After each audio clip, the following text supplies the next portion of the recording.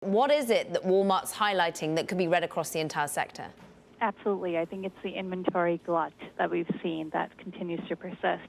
So we knew inventories were high in retail when they reported last quarter in May, but that trend continues to be the case, and that's really the biggest miss here. It's that they haven't been able to clear the inventory as they had expected, so there's further markdown pressure in the quarter and probably through the rest of the summer, quite honestly.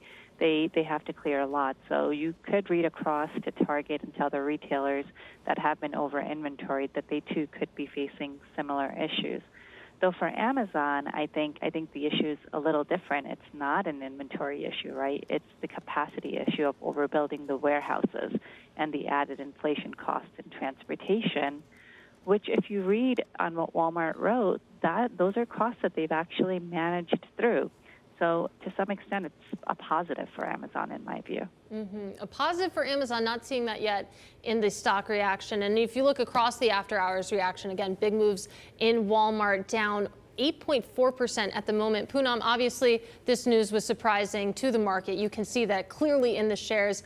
I'm curious though, calibrate what we're seeing in the after hours reaction to the news we actually received. Does this seem like an overreaction or pretty much calibrated? I mean, it's negative news, right? They're going to miss on their margins, and the comp sales that did beat was entirely due to inflation, but inflation across a lower margin category, which is food. So all in, Walmart hasn't been able to clear the excess inventory, and this is a big problem in retail. It's not just about clearing the inventory up front, but keep in mind that we're going into the largest selling season of the year in just a few months.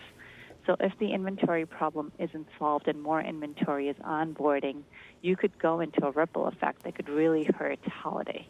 And that's the last thing that we want to see when we're covering these stocks. So, Poonam, when you say clear the inventory, I'm assuming that means they're not getting enough demand growth to clear out the shelves. And the result is they have too much inventory sitting on the shelves. So it really is, to me, about demand.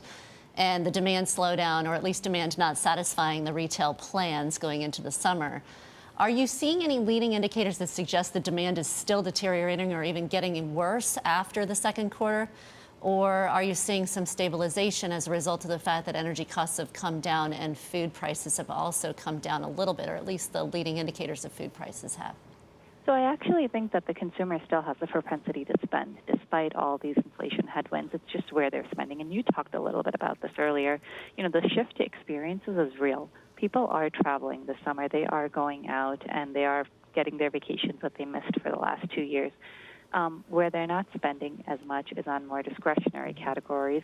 And that's where the question mark comes in. And I don't know if that situation will ease anytime soon, because the demand for travel is higher than the demand for new apparel.